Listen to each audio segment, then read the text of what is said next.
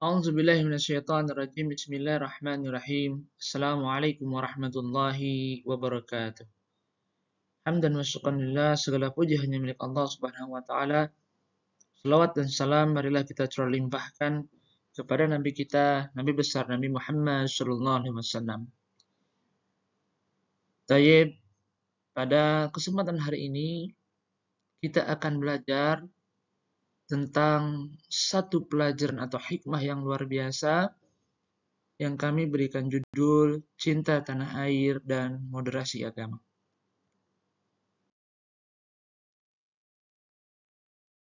Adapun tujuan pembelajaran pada kesempatan hari ini yaitu menganalisis sikap cinta tanah air dan moderasi beragama berdasarkan Quran Surat Al-Qasas ayat 85 dan Quran Surat Al-Baqarah ayat 143.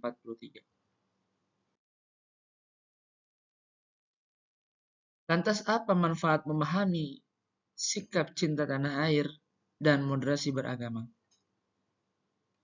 Pemahaman akan cinta tanah air memupuk rasa kebanggaan dan tanggung jawab terhadap negara dan budaya kita. Itu yang pertama. Kemudian, moderasi beragama mengajarkan pentingnya menghargai perbedaan dan menjaga toleransi umat seagama dan antar umat beragama. Jadi, sangat banyak manfaatnya ketika kita bisa memahami tentang sikap cinta tanah air dan moderasi beragama. Materi pembelajaran kita mulai pada masuk ke asbabun nuzul terlebih dahulu, yaitu terkait tentang sebab-sebab atau konteks sejarah di balik turunnya atau pengungkapan suatu ayat Al-Quran.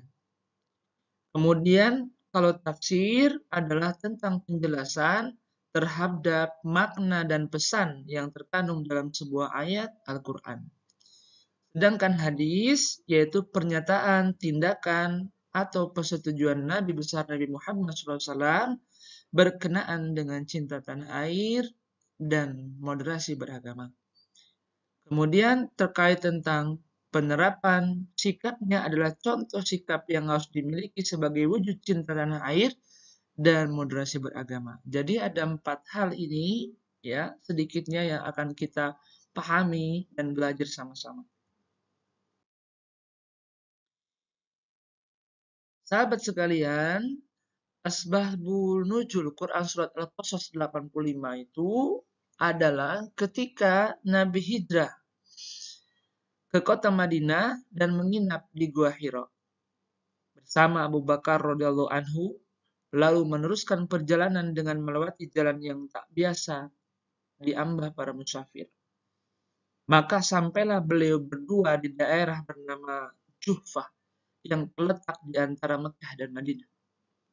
Di daerah ini, Rasulullah SAW sempat berhenti sejenak dengan mengarahkan tatapan matanya ke arah jalan menuju kota Makkah. Dalam hati beliau muncul rasa rindu dan pikiran beliau teringat tempat kelahiran beliau.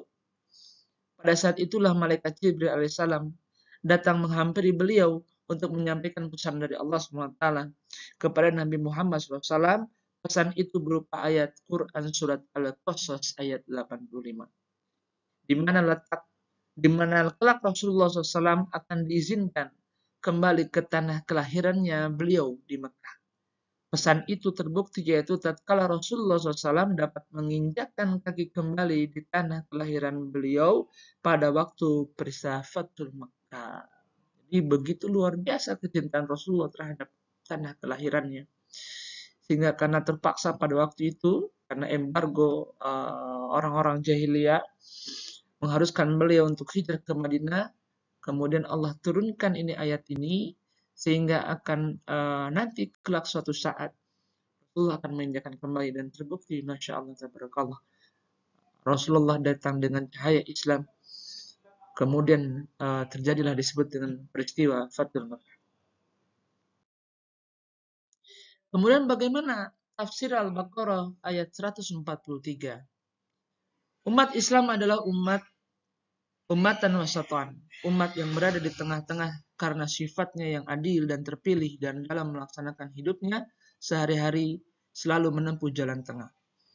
Sejarah perubahan arah kiblat dari Baitul Maqdis ke Ka'bah dikandung maksud untuk menguji siapa di antara mereka yang benar-benar beriman dan mengikuti Rasulullah SAW, serta siapa yang lemah imannya. Pemindahan kiblat dirasakan berat bagi yang fanatik kepada kiblat pertama, tetapi bagi yang beriman dan mendapat hidayah Allah SWT, mereka akan sadar bahwa melaksanakan ibadah dengan menghadap kiblat semata-mata karena perintah Allah, bukan karena rahasia yang tersembunyi pada tempat itu, tetapi untuk menghimpun manusia pada satu arah untuk persatuan umat. Nah, itu ya. Kemudian bagaimana tafsir Al-Qasas ayat 85? Di dalam ayat ini Allah SWT menerangkan bahwa dialah yang mewajibkan kepada Nabi Muhammad SAW untuk mengamalkan isi Al-Quran dan melaksanakan hukum-hukum dan perintah yang ada di dalamnya. Dia pula lah yang akan mengembalikan Nabi Muhammad SAW ke tanah suci Makkah, tanah tumpah darahnya dalam keadaan menang dan merebutnya kembali dari kaum yang telah mengusirnya dari sana. Pada peristiwa Fathu Makkah terbukti Rasulullah SAW dapat kembali ke Mekah dengan satu kemenangan besar bagi kaum muslimin. Karena dengan demikian ia dapat mengembangkan Islam dengan bebas dan dapat menekan kehendak kaum musyrikin. Ini adalah janji dari Allah ketika Nabi Muhammad SAW selalu disakiti dan mendapat tekanan yang berat dari kaumnya. Bahkan bahwa dia juga akan hijrah meninggalkan Makkah dan akan kembali dalam keadaan menang. Itu tadi peristiwa Fathu Makkah. Bagaimana dengan karakteristik wasatiyah? Yang pertama adalah al-khairiyah yang memiliki arti terbaik atau terpilih. Yang kedua ada al-adalah, mencakup segalanya baik dalam hal yang bersifat ketauhidan ataupun kehidupan bermasyarakat. Yang ketiga ada at-tawazun, yang berarti keseimbangan, mampu menyeimbangkan antara urusan dunia dan akhirat. Yang keempat ada at-tasammu, toleran, menghargai dan menerima segala perbedaan. Yang kelima adalah al-istiqomah, konsistensi dalam jalan yang lurus. Kemudian yang keenam adalah ra'af, al-haraj, menghilangkan kesulitan. Sabda Nabi SAW, berikanlah kemudahan, janganlah mempersulit. Berikanlah ketenangan dengan jangan membuat gaduh. Sahabat sekalian, ini adalah hadis mencintai tanah air dan moderasi agama. Hadis yang pertama diriwayatkan oleh sahabat Anas radhiyallahu anhu bahwa Nabi besar Nabi Muhammad SAW ketika kembali dari bepergian dan melihat dinding-dinding Madinah, beliau mempercepat laju untanya. Apabila beliau menunggangi unta, maka beliau menggerakkannya untuk mempercepat karena kecintaan beliau kepada Madinah. Kemudian dari Jabir bin Samurah berkata, aku telah sholat bersama Nabi SAW berkali-kali dan aku dapati sholatnya dalam pertengahan, khutbahnya juga pertengahan.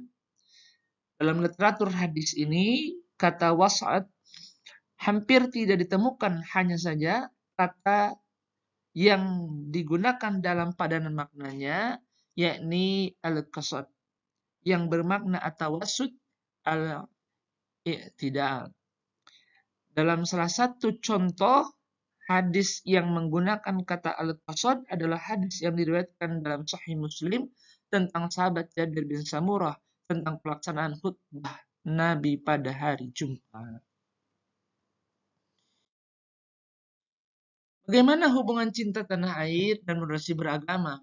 Keduanya tentunya saling melengkapi dan mendukung satu sama lain dalam membentuk landasan yang kokoh bagi pembangunan negara yang berlandaskan nilai-nilai keadilan, toleransi, dan perdamaian.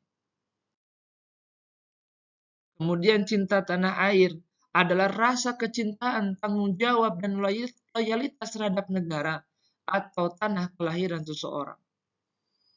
Ini termasuk rasa bangga terhadap sejarah, budaya, nilai-nilai, dan prestasi yang melekat pada negara tersebut. Cinta tanah air juga mencakup komitmen untuk berkontribusi dalam pembangunan dan pelindungan negara. Kemudian bagaimana dengan moderasi beragama, yaitu sikap yang mengedepankan toleransi, penghormatan, dialog, dan penolakan terhadap ekstremisme dalam praktik dan pemahaman agama apapun. Ini menekankan pentingnya menjalankan keyakinan agama yang penuh kebijaksanaan dan keadilan, tanpa merendahkan atau menyalahkan keyakinan agama orang lain. Penerapan cinta tanah air dalam kehidupan sehari-hari itu bagaimana? Yang pertama adalah bangga sebagai bangsa Indonesia. Kebanggaan itu dengan cara kita mengisi kemerdekaan Republik Indonesia ini dengan apa yang kita bisa lakukan. Tentunya hal-hal yang positif.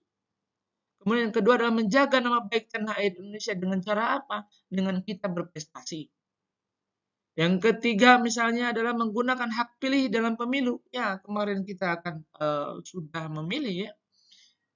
Ada pileg, kemudian pilpres, kemudian ada pilkada. Itu adalah satu kewajiban yang harus kita laksanakan. Maka sebagai warga negara yang baik kita harus lakukan itu. Memilih pemimpin yang kiranya menjadi pilihan kita. Kemudian menjunjung tinggi hukum dan pemerintahan.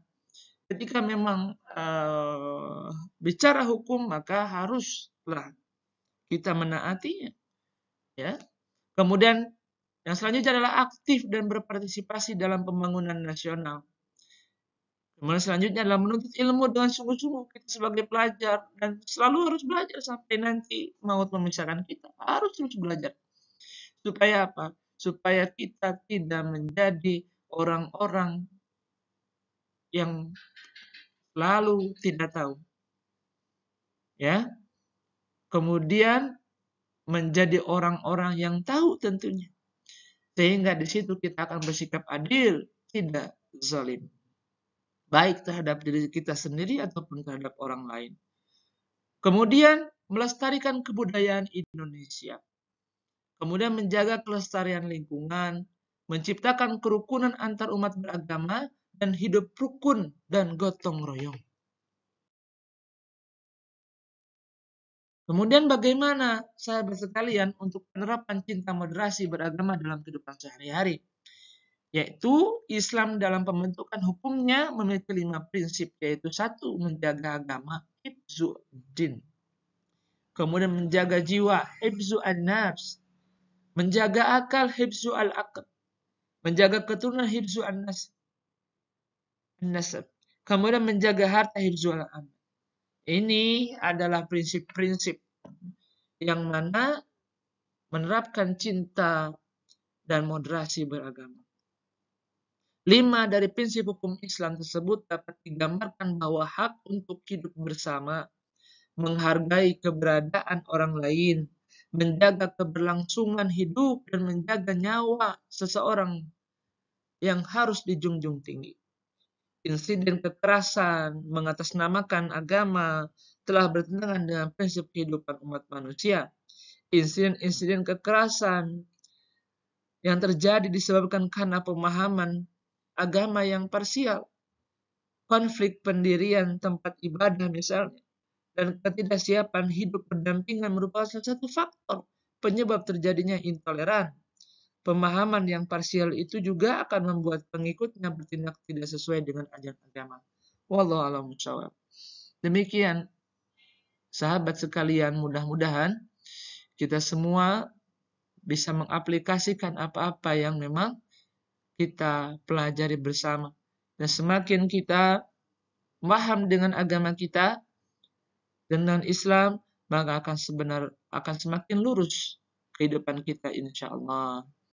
Terima kasih atas perhatiannya yang sudah memperhatikan. Assalamualaikum warahmatullahi wabarakatuh.